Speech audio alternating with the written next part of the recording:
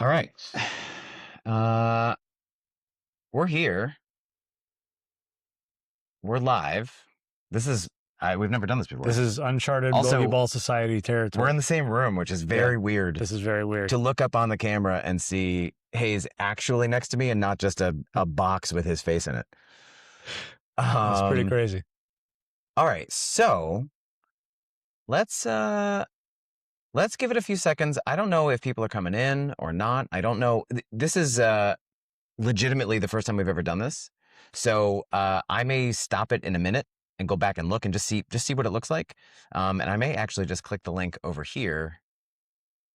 What happens if I click this link? What happens here? Well, the camera's still running. Yeah, I know. So I'm going to pretend it's still running. Yeah, you pretend that it's still running. I'm just looking over here at a different window. Well, I think the first question that's on everyone's mind is, you're what, like 6'1"? I'm 6 foot even. Yeah, and I'm 5'10". Why did I get this chair that's lower? You are really low. It's true. Yeah. Here. Yeah. All right. Oh, and there's an echo. Yeah. So, hey, just to catch everyone up. Hold on. All right, go for it. So to catch everyone up, we are at the PGA Show. It was day one today, demo day, and so we're PGA Show novices. So we didn't really know entirely what to expect going into it. Demo day is not at the convention center where the rest of the show is. That's tomorrow, Thursday and Friday. Demo day, like, you show up at the convention center to catch a bus out to, was it Orange County National? Yes. OC National. Yeah. Where there were, I think, 92 different vendors lined up there, and not everybody. So, like, you could go hit Mizuno clubs. Somebody could go hit Mizuno clubs and Cobra clubs. I hit some Vice. You could hit a lot of the clubs. Titleist wasn't there. Callaway wasn't there. Yeah. Wilson, not there. Wilson, not there. Right. So it's not everybody. And then there were other organizations where you don't, I don't know why you would necessarily want them at a demo day. Like, there was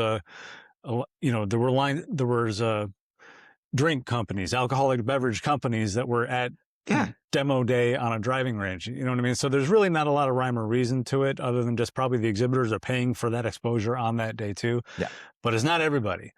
That said, it was a lot. Like, we showed up around 12:30, left at 5:30, and it was one big giant horseshoe to walk around it.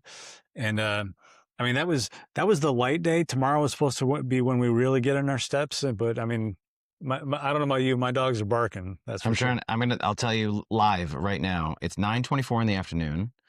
Afternoon is a nice way to say that. And, of course I can't tell you. I can't tell you. I lied. I'm not going to tell you. Where's my health? There it is. We did, how many steps, Matthew? I got 9,900 steps. Thank you. Let's all wait while you look them up further. How did you find that out? I just looked on my phone with the one with the bigger font. Yeah. Yeah. Whatever. I probably had the same. Yeah. Let's just, we'll call it that. So I don't have any idea if anybody's actually awake on the East Coast. If you guys are going to join, that's great. If not, we'll post this, obviously. But we do have a whole host of questions that you guys have asked from Life at the Turn. Thank you for asking questions. Thank you for pointing us at things that you would like to see. It really helps. Like, it matters. And honestly, like, just walking the floor was... That's not even the floor. Walking that range, walking and seeing, it felt like my excitement peaked 100 different times. Like, I know that's not exactly accurate, but we saw the Cobra tent, and it was, I mean, Cobra had a huge presence. It was glorious. It was, honestly, like, it's what you want to see. You walk up, they had their entire lineup. So they had every iron, every driver, including the mini driver. James, welcome to the live. Thank you, sir. We appreciate you. He says, I believe this will be therapeutic for you, you seeing training aids that even you don't want. Yeah. Which is, we'll get to that. There's I'm definitely... like, I do have standards. But yeah, I'll just start with the Cobra stuff. Like we went in and I immediately was like, because I asked Hayes a couple times, like, is there, do you want to hit some? What do you want to do? Like, and I don't remember what we saw before that, but Cobra was the first one where I was like, no, I'm hitting these. And so I went and I got the Optum Max K. Yeah. And with a Ventus 6S blue.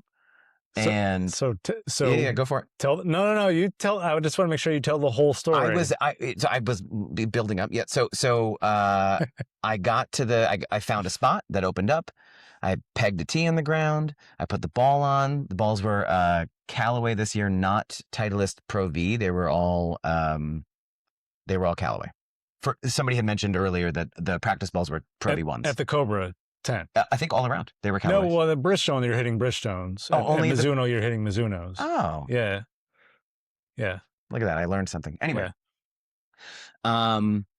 see what I'm dealing with here? Yeah. The attention to detail is zero here, but I had taken 0 swings.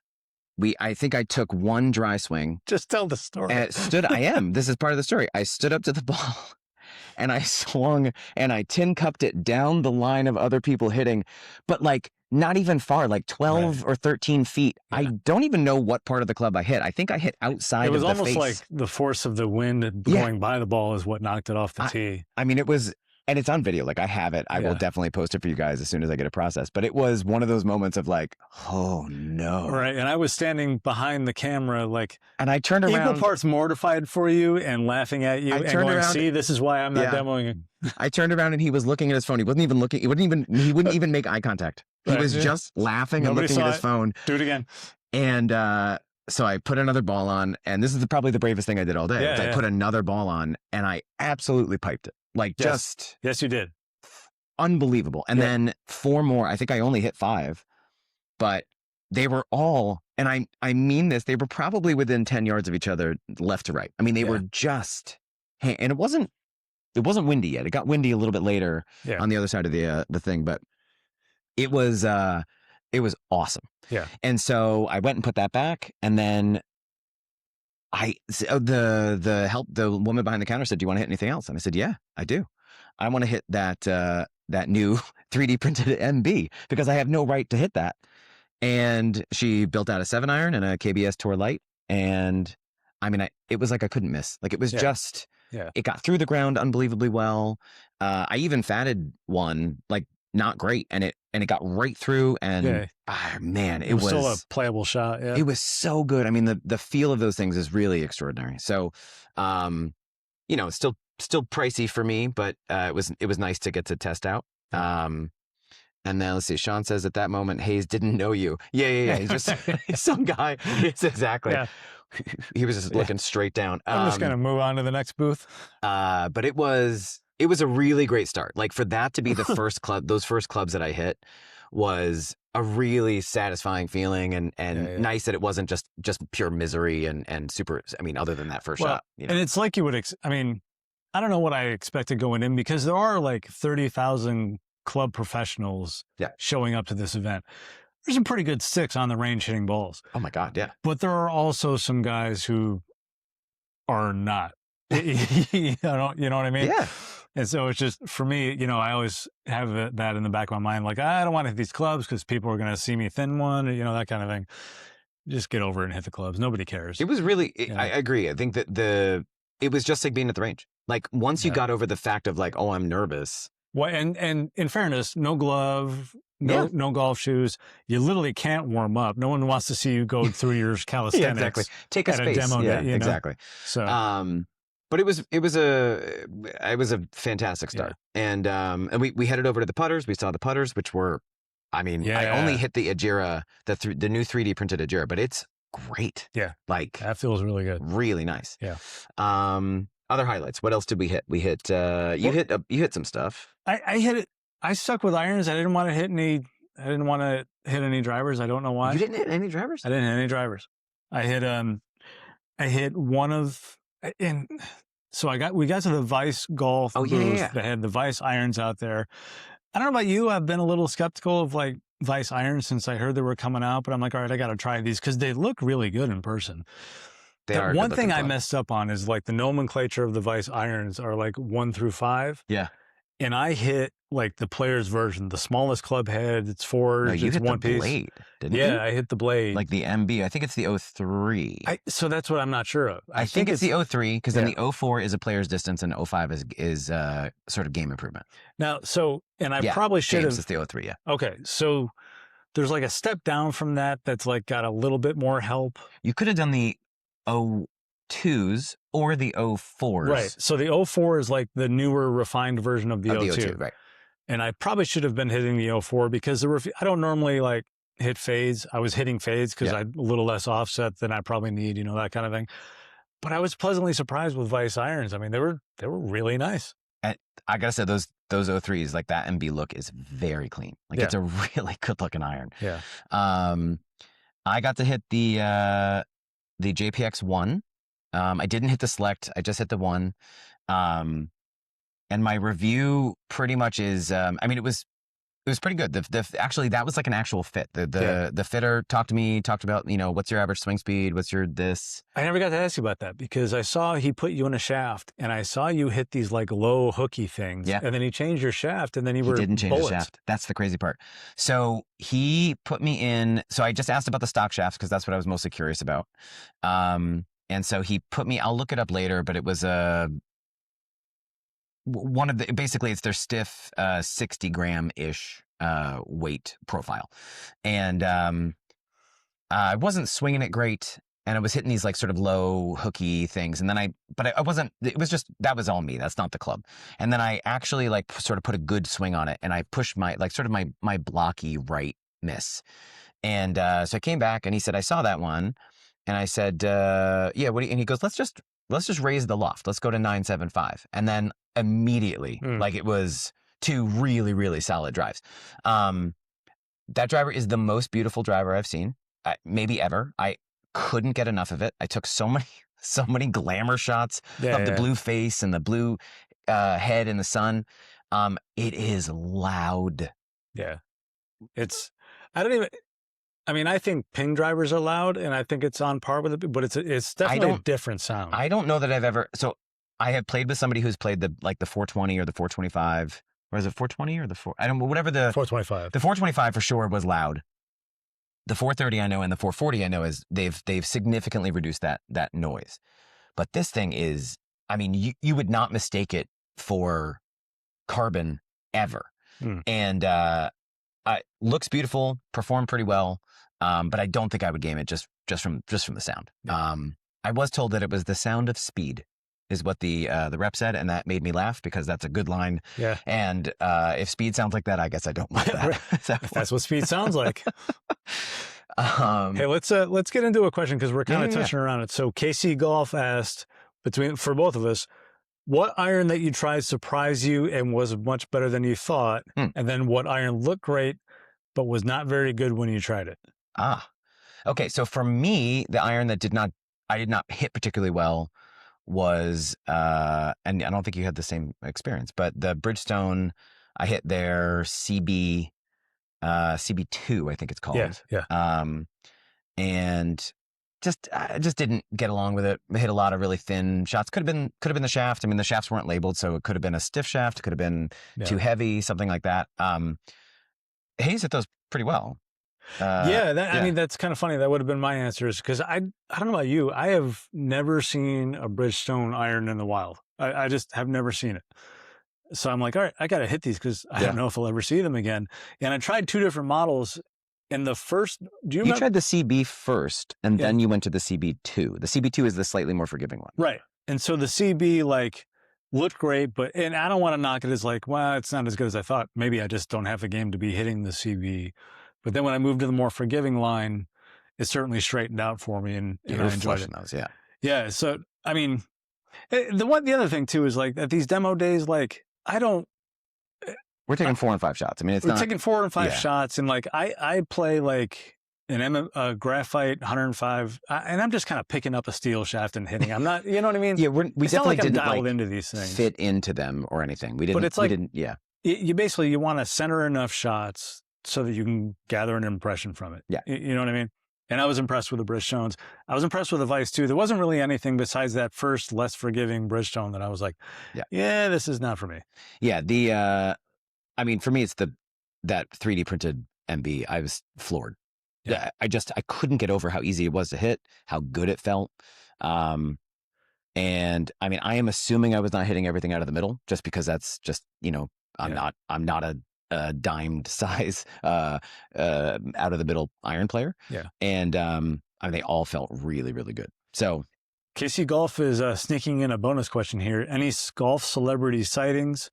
Yes. A couple. So we saw Marty Jertson. We saw Marty Jertson. Talked to Marty Jertson for a while. Talked to John Sinclair from TBT for a while. Yep. Those are both friends of the pod. So if you've seen those episodes, they were both like so pleasant and happy to see us, or seemingly anyway. Yeah. That was nice. Did not speak with Ian Fraser. I got a picture. Yeah. That's my claim to fame. I got a picture. Ian Fraser. And I saw, those of you that watched the Barstool Sports golf match, whatever that was called, James will know. The really, truly terrible guy who swings like this. Yeah. And he talks like this. He's like a little New Yorker.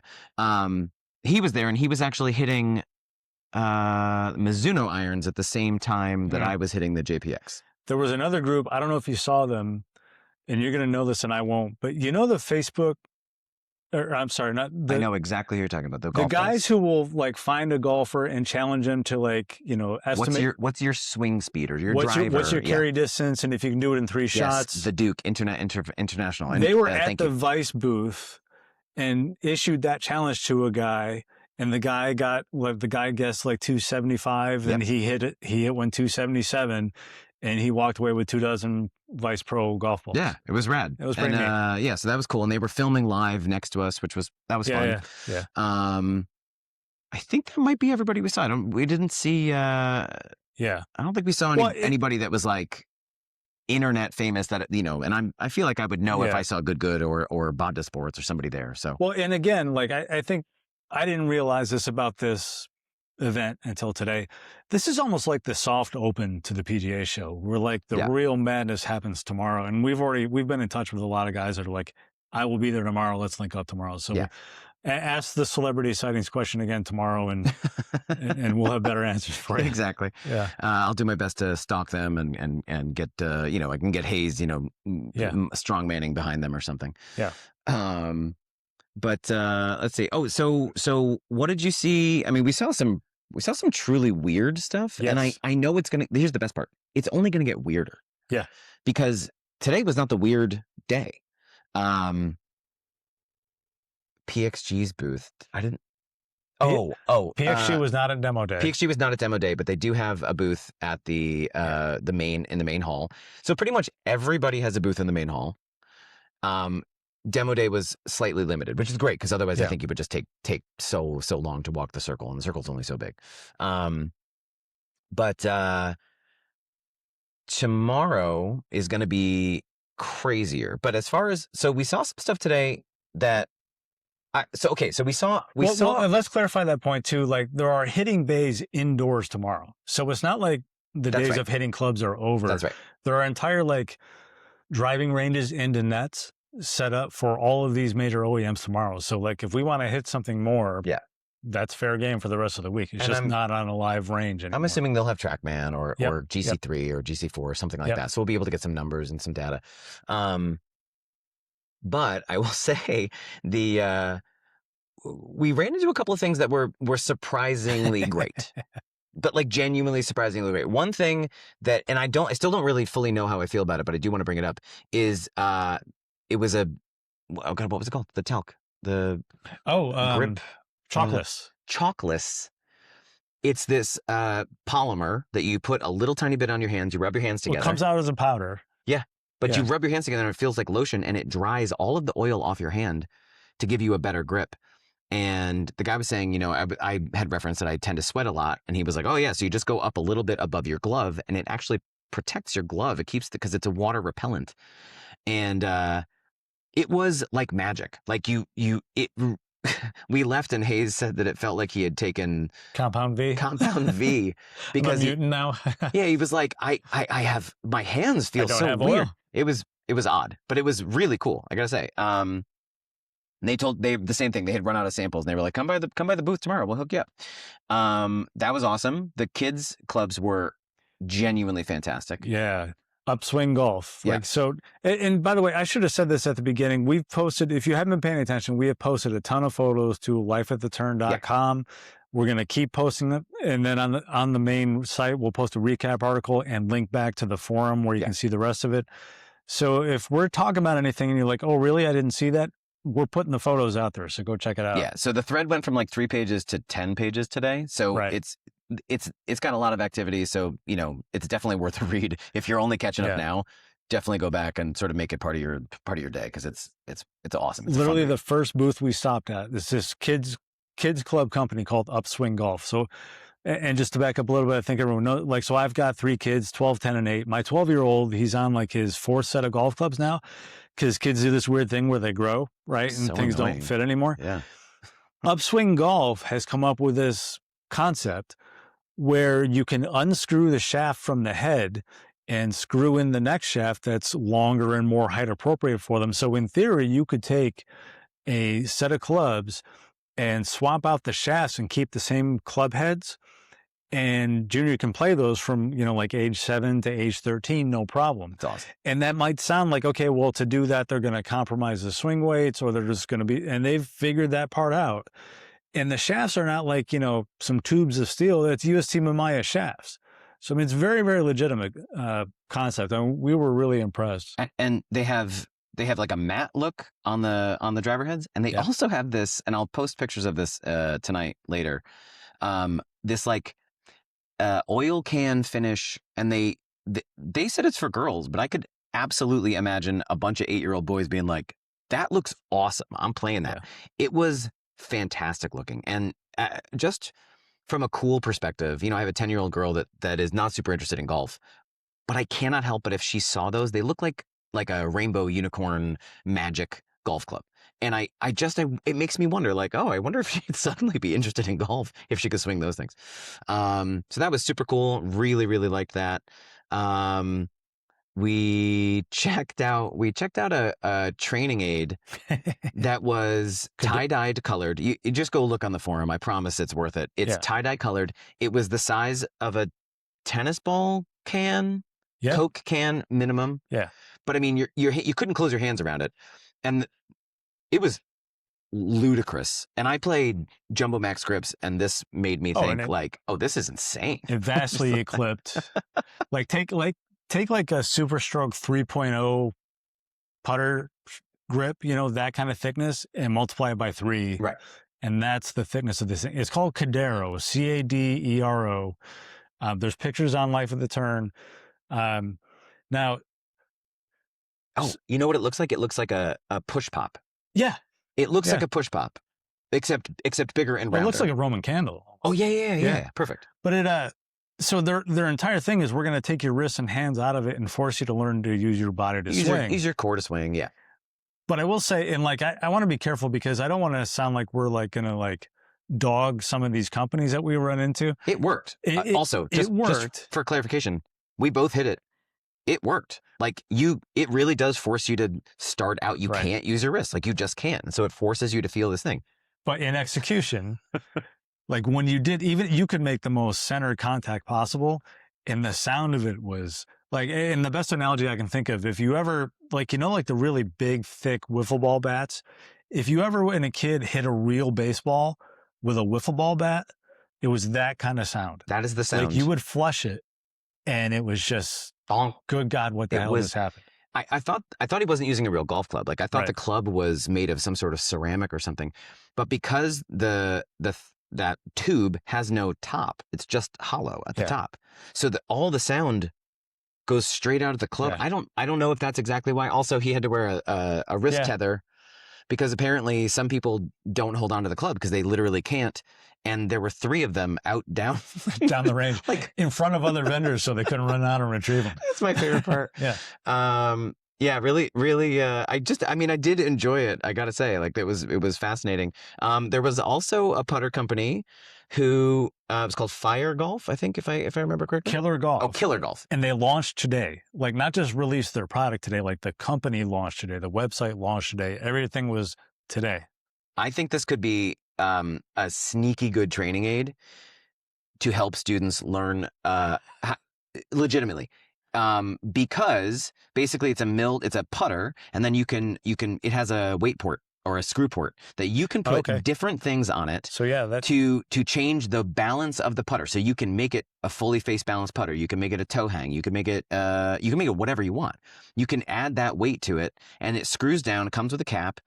But then they've also added, and this was the part I think that kind of threw us, you can add trinkets on top of your putter to personalize it. Right.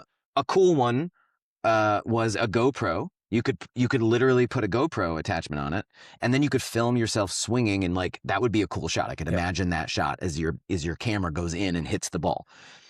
The less cool thing was like the giant orange lion, right, or the purple teddy bear, or there were other ones that I was like, I'm first of all, I don't know how to get a head cover on it. The guy did say they're making head covers that fit those things. So really, if you're into it, they got a head cover for you. But but I did say that I tried the heel balance one, and then he gave me the toe balance one, and you could literally feel the difference in the torque, and you could feel like, oh, it's making my hands turn over. Like, yes, James, exactly like the charms that people put on the Crocs, except 5 times the size. Well, and that's the thing that's fascinating about them is they have this weird ornamentation stuff, but then part of their tech story is like there's like this component that you put that screws into the club head, and you can move it and change the geometry of the putter head and help it close, help it stay open, that kind of stuff. So it's like it's equal parts cool tech story and that's an interesting choice. So it was really interesting, and they were great to talk to. We really enjoyed our time there. So I don't know if that probably doesn't cover it, but also that's 27 minutes, and I feel like that's probably a good enough recap. So we're going to be doing this every night. Right. So we're going to do it tomorrow night. We're going to do it Thursday night. We won't do it Friday night because we'll be on planes back home. But I had an awesome time today. I mean, it was just fun. It was fun to hang out. It was fun to just walk around and hit some clubs. I will say, so I'll end this. We stopped by TPT to talk to John Sinclair, and they have an entire new line coming that they're able to put on any putter except double bend. Right.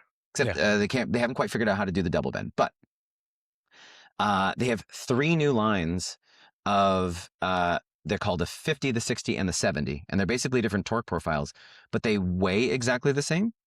They and they all are almost exactly the same torque. It's just the feel that is different, and it's 50s softer than 60, 60 softer than 70. For those of you that have played a lab, the lab TPT is closest to 60, but it's stiffer than that. And this gives people a range. Ironically, they won't be available in labs. Well, and that's an important distinction. I think people are thinking, okay, TPT is now taking the lab TPT shaft and making it available. It's a different shaft. It's an entirely different shaft. It's just which you actually can't get with a lab. That's right. You can't get these 3 with a lab, which is a really fascinating thing. But lab was exclusive with TPT for a while, and they still are with that particular shaft. So TPT figured out, okay, we'll just make these 3 other shafts. John is really excited about them. John Sinclair, he's and I gotta say, I tried all 3. For me, it was like a really clear winner. I much preferred the 60 over the 50 and the 70, but it was really cool. Jason, you didn't miss much. The Mizuno irons. Did you? You did hit the Mizuno irons. I didn't hit them. No, I got them out, but just me, man. I thought you did. I thought you hit them. Okay, I got them out. I took some pictures. The line was long enough, and I'm like, well, because again, I know in the back of my mind, I could potentially go hit them at a booth tomorrow. That's true. Like, I'm That's okay. True. So we will definitely try. Also, the only iron that was available to me, I hit the JPX1, Jay, and it was my review was it's loud. It was a loud driver, and the irons, the S15 and S13 are very much in the JPX line. The was the way it was explained to me. Is that they're basically the JPX M. What's that? M13. Oh, M13. Sorry, not S. Right. The M13 and the M15 are basically, they get all their DNA from the JPX. So they still have the copper underlay, still going to feel great like a Mizuno. They do look great. I mean, I was very impressed with how they looked. I didn't swing them, and it mostly just because it was a really busy booth, and I was happy to swing the JPX one and sort of be done with it. But yeah, we will definitely. I mean, we're gonna hit everybody. So we've got Wednesday, we've got Thursday, and we've got Friday morning. So there's definitely more content coming. Please keep the questions coming. If there's anything that you're like, oh, I really liked this thing, do more of this, let us know. Because we're sort of, this is our first time we're flying blind a little bit. So absolutely. Phils, we had a blast. We'll see you again here tomorrow night. All right, guys. Thank you for joining. I'm going to post this. If you missed the live, I'll post a link and it'll be up on our YouTube anyway. All right, guys. See you. See y'all. Mm-hmm.